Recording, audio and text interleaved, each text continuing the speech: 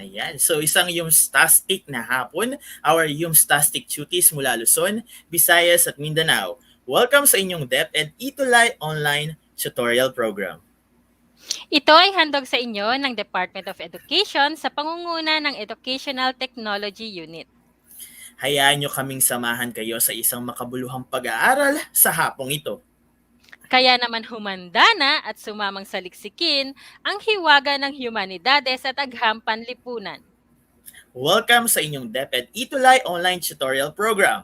Ako ang inyong Yumstastic Tutor, tutor aids na always age-sighted to bring learning. At ako naman ang inyong Humstastic Tutor G, ang Gigil na kayo ay paglingkuran at matuto sa hapong ito.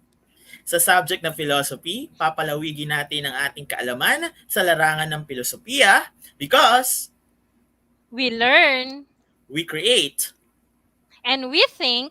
in philosophy. So bago tayo magpatuloy, upang mas makilala natin ang ating mga Humstastic tutors, panoorin muna natin ang isang promotional video na inihanda ng ating mga Humstastic tutors na inedit ni Tutor Janine. Let's watch this! The DepEd Itulay gives you the Senior High School Humanities and Social Sciences program. Get to know your Humstastic tutors for the exciting first semester of the academic year 2021-2022. Every Thursday from 4 to 6 p.m. Here they are.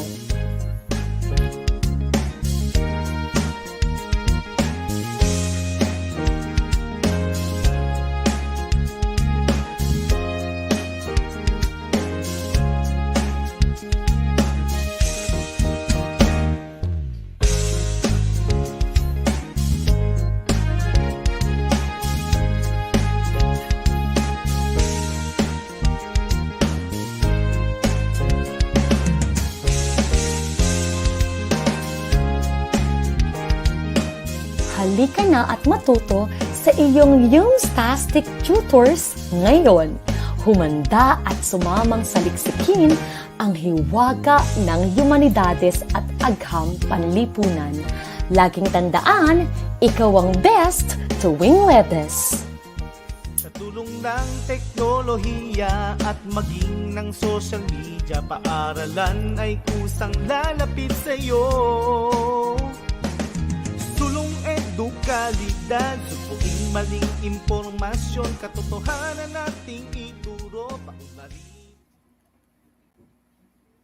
Ayan. So once again, maraming salamat kay Tutor Janine sa pag-edit ng napakagandang promotional video ng ating Humstastic tutors. So, Tutor G, last week we announced that we will have Tuty of the Week.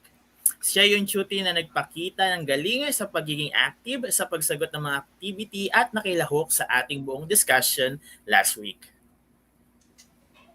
Yes, Tutor Aid. So kilalanin nga natin kung sino po ang ating Tuty of the Week. So let us congratulate our Tuty of the Week, Laika Macy Jacinto ng 12 STEM Aguinaldo mula sa Quirino National High School, SDO Isabela. Congratulations and salamat sa iyong aktibong pakikinig at pagsagot sa ating sessions last week. Napakagaling din ng lahat ng ating mga tuties na sumali sa atin last week, Tutor Aids, di ba? Ayan. So once again, congratulations Laika Macy Jacinto. At binabati ko rin pala yung kanyang assistant principal, ma'am, na nakipag-ugnayan sa atin, si Ma'am Noraline Dalit Nagum. Hello po, ma'am. Assistant principal from Quirino National High School, Senior High School. Ayan po, gaya po ng sinabi ni Tutor G, maging active lamang po tayo sa pagsagot at malay nyo, next week kayo naman ang ma-feature namin bilang Tuty of the Week. So bago ang lahat, ma'am, gusto ko muna pong batiin ang aking principal and assistant principal, si Ma'am Hilaria E. Calma, principal 4 of Cabiao National High School, and aking assistant principal po na si Ma'am Marge Gutierrez. Hello po. Yes, Tutor Aids. Ako naman gusto ko rin pong batiin ang aking minamahal na Principal ng Maligaya National High School, Ma'am Jesusa Di Bote. Hello po sa inyo at sa lahat ng aking mga co-teachers at sa Senior High School Department. Ayan po. Yan. So hello po sa lahat. So welcome tuties and parents to our subject, the introduction to the philosophy of the human person. So this is our quarter 1, week 3 entitled The Human Person as an Embodied Spirit. Muli, amin naman pong pinapasalamatan ang DepEd Region 3 SDO Bataan para sa ating module na gagamitin today. Yes, thank you po SDO Bataan. So we have here our objectives. So at the end of this session, you should be able to recognize how the human body imposes limits and possibilities for transcendence and evaluate our limitation and the possibilities for their transcendence. Yes, Tutor Aid. So now let us have a recall of our lesson last week. So for this activity, give one example of an opinion and truth. Okay? For example, so you will be writing down in the comment section. So for example, for opinion, all dogs are friendly. And truth, dogs have 4 legs. Tutor Aid. So magsusulat sila ng kanilang sariling opinion at truth dun sa ating comment section. So mag-aantay tayo, Ayan. Tutor Aids, kung anong mga naiisip nila. Ayan, so habang naghahantay tayo ma'am, bumati muna tayo sa ating mga tuti. Andito si Ricarte Guzman from Quirino National High School. Ayan, suki na natin mga taga Quirino National High School. And we have here si JB Perel Domingo, 12 gas. Ayan, so may mga sumasagot na, Tutor G. Yes, Tutor Aid. So, meron tayong si Chuti Jen Ausa. Ang kanyang opinion ay, the TV shows in ABS-CBN are more entertaining than the shows of other channels. Ang truth naman niya, heart pumps blood through your body. Tutor Aids. Yes, napakagaling naman ni Jen. So meron din tayo rito kay Bea May Empainado. Sabi niya, opinion, all human beings have their own religion. Truth, each human being have a different perspective. Ayan. So maraming salamat po sa ating mga tuti na sumasagot. Ayan. Yes, Tutor Aid. So marami tayong mga sagot pa. Ayan. Okay, so Tutor G, so proceed na tayo sa activity 2. So basahin ko muna yung direction. Sabi rito, examine the following statement, write thumbs up or use thumbs up for true and statement if the statement is correct, and then thumbs down for the false statement or if the statement is incorrect. So ang gagawin lamang po natin, tuties, thumbs up and thumbs down. Okay. So let's have our first question. Number 1.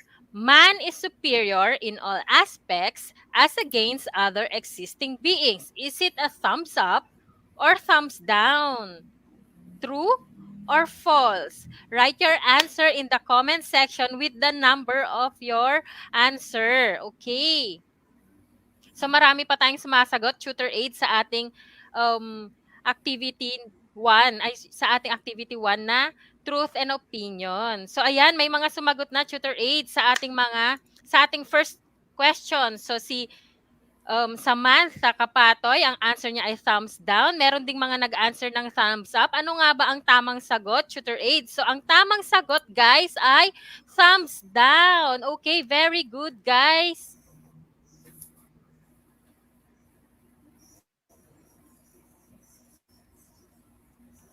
Yan.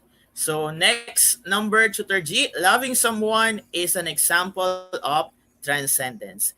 Is it thumbs up or thumbs down? Okay, don't forget to put the number. Okay, and then thumbs down.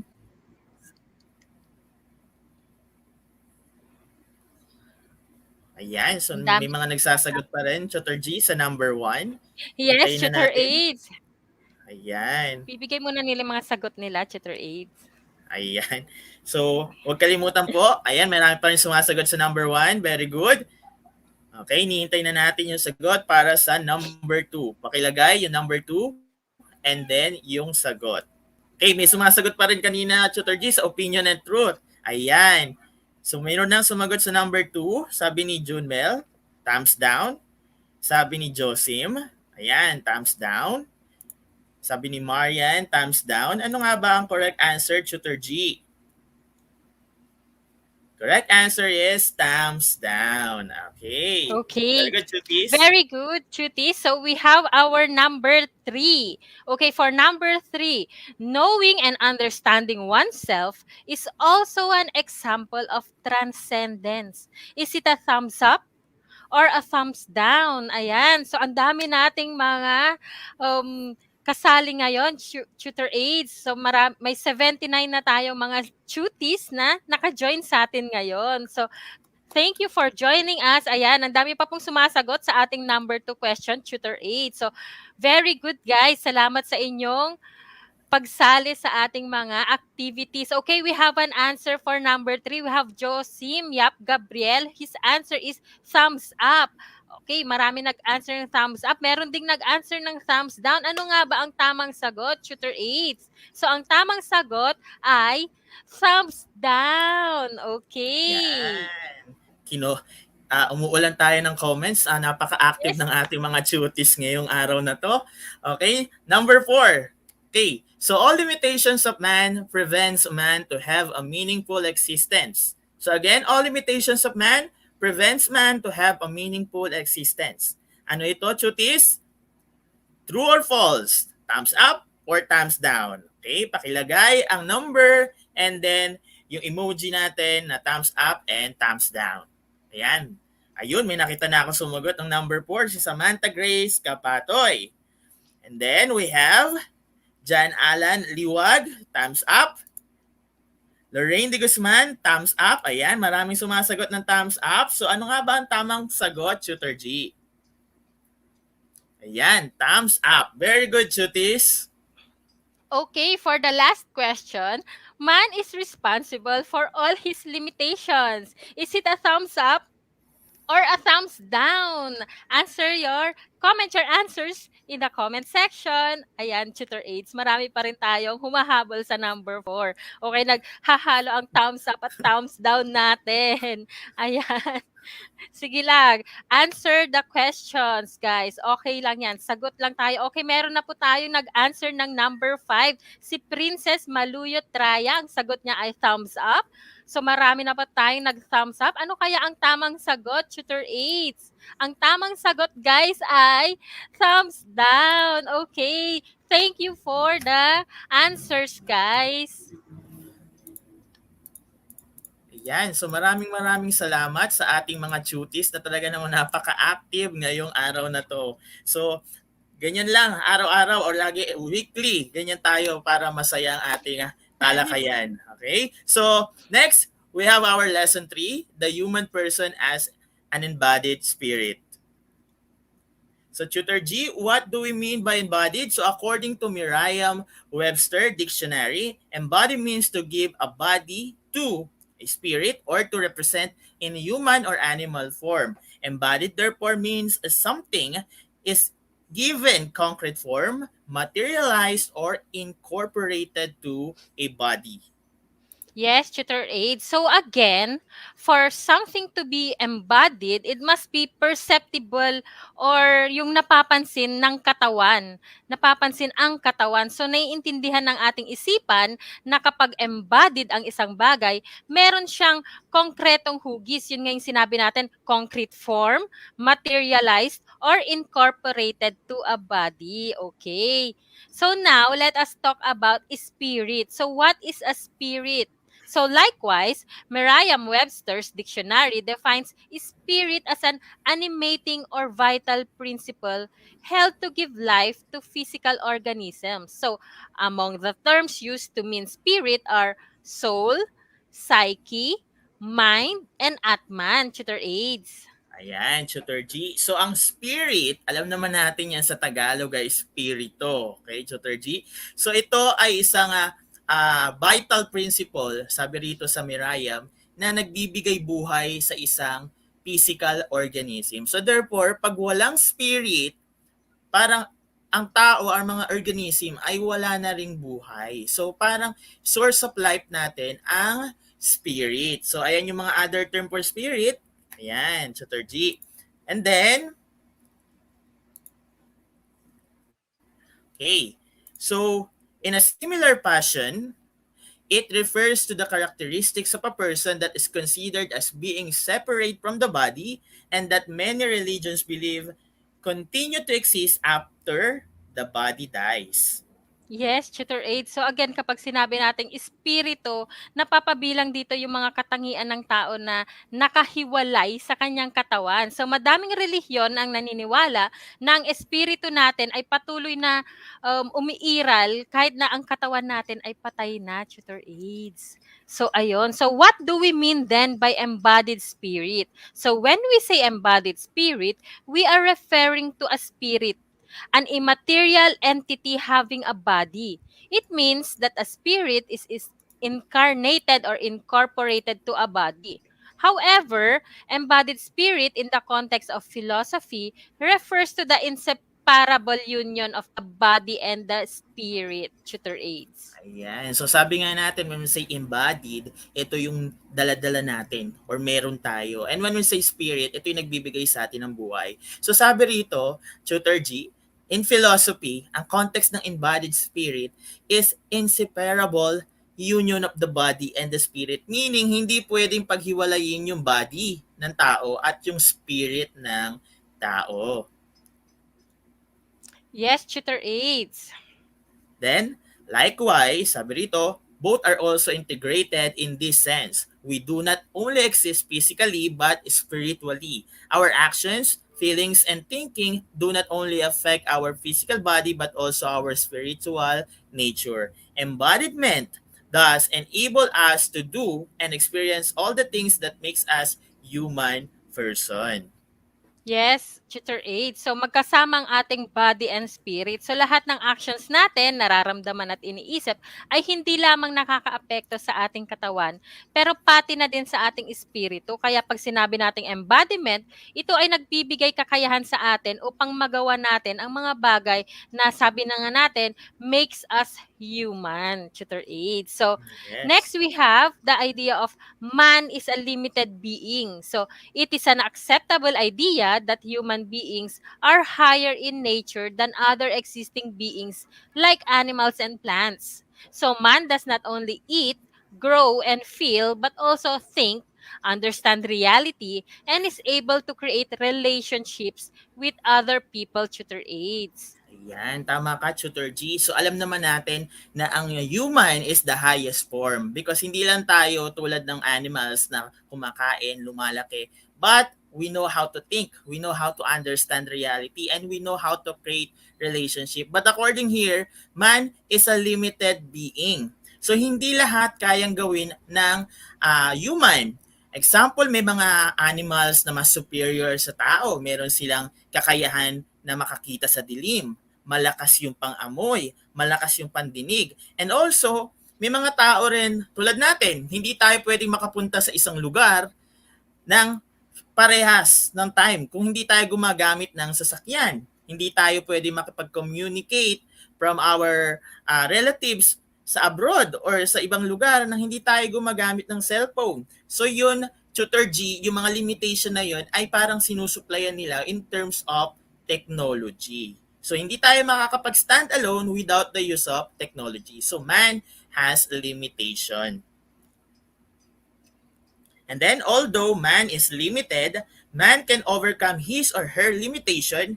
This ability is called transcendence. Transcendence originated from the Latin word trans, meaning go, beyond or go beyond, and scander, meaning climb. It is the ability of man to experience reality beyond what the physical body allow him to be. Yes, tutor A. So pag sinabi nating transcendental being, ang tao daw ay kaya niyang lagpasan pa kung ano yung kaya niya ngayong gawin. So kaya niyang ma-experience ang kakaibang reality na beyond sa kaya ng kanyang katawan, tutor aids. Now, now you see in your screens, cuties, an illustration by Abraham Maslow of the hierarchy of needs. So there are 5 levels. As you can see, we have our 5 levels of needs. So in our lowest level duties, we have the physiological needs or basic needs, which includes air, water, food, shelter, sleep, clothing, and reproduction. So as we move up, the requirements start to become more complex, a bit more complex. So now there is the second level, we have the safety needs. Okay, so sa safety needs, we have personal security, employment, resources, health, and property. Going up, we have the love and belonging needs. Okay, we have friendship, intimacy, family, sense of connection. Above this, we have esteem needs. These are respect, self esteem, status, recognition, strength, and freedom. So, at the very peak of Maslow's hierarchy of needs, we have the self actualization needs. So, this includes the desire to become the most that one can be. So, tutor aids, ito ang ating hierarchy of needs. Yan. So maganda talaga yung model ng hierarchy of needs ni Maslow. Kasi yung pinaka-peak niya, yun yung pinaka-mahalaga, yung self-actualization. Ito mahalaga din naman yung psychological need, safety need, love and belonging, esteem. But self-actualization is yung pinaka-peak ng kanyang hierarchy. Example niyan, Tutor G. Ngayong COVID-19 or new normal, okay, di ba pandemic ngayon, so maraming kabataan na nagtatanong, will I still be able to reach my goals?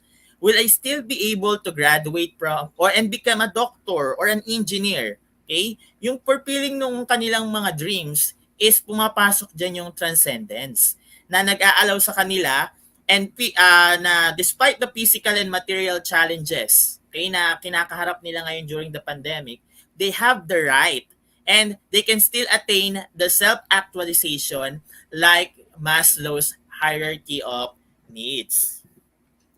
Yes, tutor aids.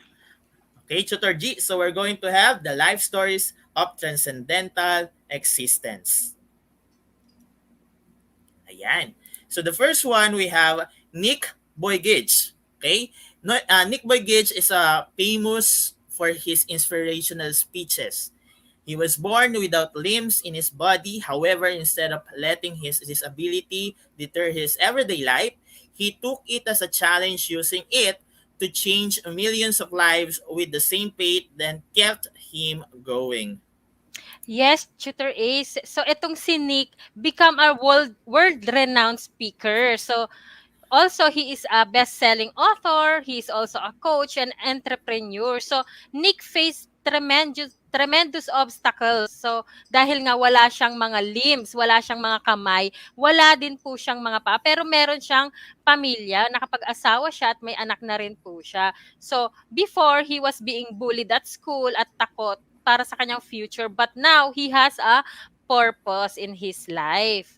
Okay, now we have Manny Pacquiao. So Manny Pacquiao is a popularly known as Pac-Man. He is the first and the only 8 division boxing champion in the world. Pac-Man has won many world titles and is also the first boxer to win lineal championship in 4 separate categories. So his rise from poverty to worldwide fame is a remarkable story. Ayan, Tutor sino A. ba naman Tutor G ang hindi nakakilala kay Manny Pacquiao o mas kilala natin bilang Pac-Man? Okay, so one of his limitations is poverty. Okay? So kahit na may limitation si Pac-Man, hindi yun naging hadlang para maging world boxing champion siya at in the world. Take note yan, Tutor G. And then, si Manny Pacquiao ngayon, ang kinikilala bilang isa sa mayayamang mga Pinoy naman talaga ngayon sa mga panahon na to. At kailan nga lang po nabalitaan natin na from being senator, ngayon hahabol si Manny Pacquiao sa pagiging presidente. So, hindi hadlang ang pagiging mahirap or limitation natin. Kaya nating pagtagumpayan yan using transcendence. Okay? Next, we have Henry C. So, Henry C., his story was a rags to riches kind of tale. Born in Xiamen, China in November 1924, he wanted to escape poverty and followed his father to the Philippines. C started out with a small sari-sari store business that helped them in their day-to-day life. He persevered to attain his goal and established a small shoe store which he named Shoe Mart. So ayun nga, Tutor Aids, ano, akala natin si Henry C., yung may-ari ng SM, ay isang mayamang tao na pumunta lang dito para lalong yumaman. Hindi po pala gano'n, cuties. So, Henry C. was born poor. So, pumunta siya sa Pilipinas para mag-start muli sa kanyang buhay. So, nung una hindi pala siya mayaman at nagpursige siya at nagtrabaho ng mabuti upang makamit ang kanyang tagumpay. So ayan, na-establish nga niya ang kilala ng lahat, ang SM chain of stores. Okay. So now let us have an activity. So for our activity 3, distinguish if each statement is mere limitations of man or possibilities for transcendence. Okay? So write ML for mere limitations of man, and PT for possibilities of transcendence. So, ML and PT lang po ang ating isusulat, cuties. Ayan. So, ML and PT lamang po, chutis. Ang first one natin, or number one natin, having been born in a poor family. Ano ba yan, chutis? Okay? Mere limitation or possibilities of transcendence. ML or PT? Sagot na, mga chutis. Yan. So, habang inihintay natin, Yes, ang Tutor ating mga Aid. sagot. So, si Alexander Florante Capada, balang araw makakasama tayo sa listahan na ito. Ayan, balang araw talaga, Alexander, makakasama ka. Laban lang, mga kaitulay. Ayan. So, at least may pangarap si Alexander na mapunta sa ating session sa susunod. Yes. Okay, Malay so may mga natin. sumagot na. Tutor G, we have here Erica Rivera, sagot niya, ML. We have here Rai Ashley, PT naman po ang kanyang sagot. And then we have Jen, which is PT. So ano nga ba ang tamang sagot, Tutor G? Okay, the correct answer is PT. Very good, Tutis. Okay, for number 2, being addicted to cigarette and alcoholic beverages. Is it a mere limitations, ML, or possibilities of transcendence, PT? So write down number 2, ML or PT. Ayan, Tutor Aid. So marami pa rin tayo nag-answer for number 1. Maraming nag-answer ng ML at PT. Marami naman. Ayan. So may nag-answer na Tutor Aids ng ating number 2. We have Samantha Grace Kapatoy. Ang kanyang answer ay ML. We also have Axel Santiago. ML din ang kanyang sagot. So ano nga ba ang tamang sagot, Tutor Aids? So ang tamang sagot, guys, ay ML. Okay, very good. Very good, Tutis. So number 3 na tayo, laziness and inspirited behavior. So ano po ang tamang sagot? ML or PT? Okay, lagay lang po ang number 3 and then your answer. Yan. So marami pa rin sumasagot, Tutor G, sa number 2. Yes, Tutor Aids. Sige Yan. lang, So, sagot lang po tayo. sagot lang po. Ayan, nakita ko na si Samantha. Nangunguna si Samantha. Lagi ko na nakikita. Si Samantha Grace Kapatoy, number 3, ML. Si Althea, ML. Okay. Si Nes J, ML. Ano nga ba ang tamang sagot, Tutor G? ML. Ayan, very good mga chutis. Napakagaling talaga ng mga chutis natin. Yes, Tutor 8. So now let's have number 4. Having an old model mobile phone.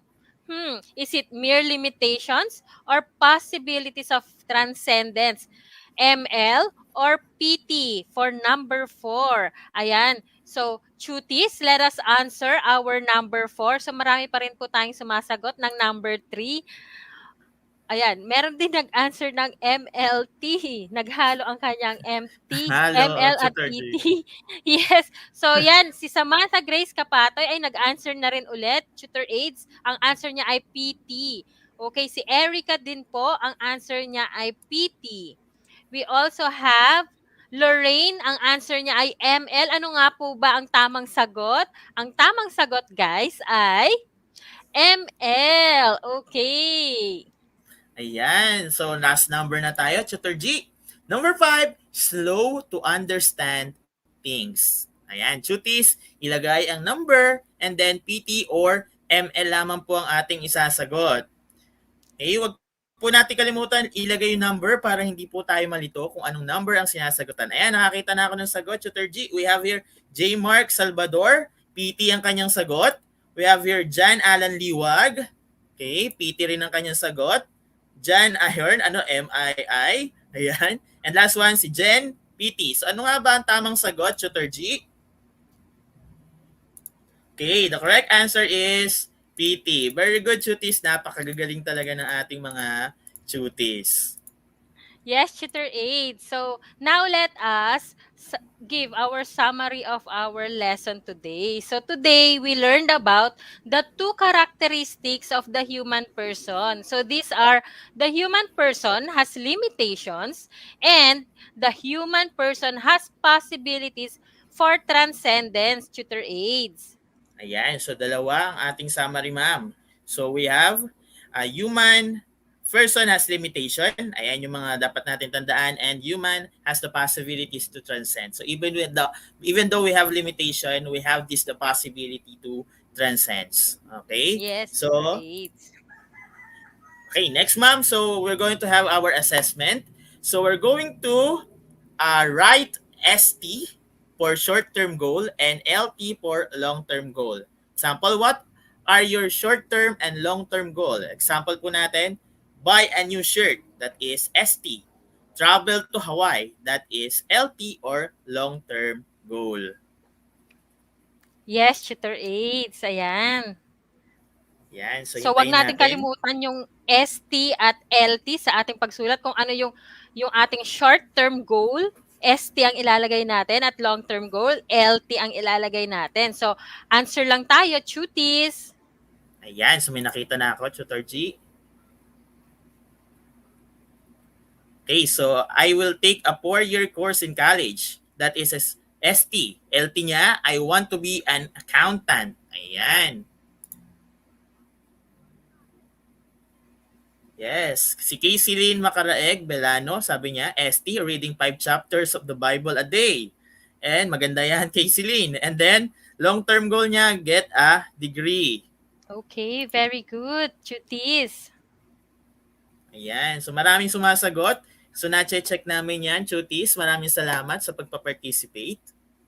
Yes, and to wrap up, transcendence directs our capacity to investigate and outdo our limits, okay? We can rise above our limits through our physical and mental capacity. So our capacity to transcend or rise above drives us to turn out to be better people, to work on ourselves inside and out. Tutor Aids. Ayan. So muli, narito ang bumubuo sa ating Senior High School Humanities and Social Sciences. Lagi po tayong sumubaybay tuwing alas 4 ng hapon para sa introduction to the philosophy of the human person.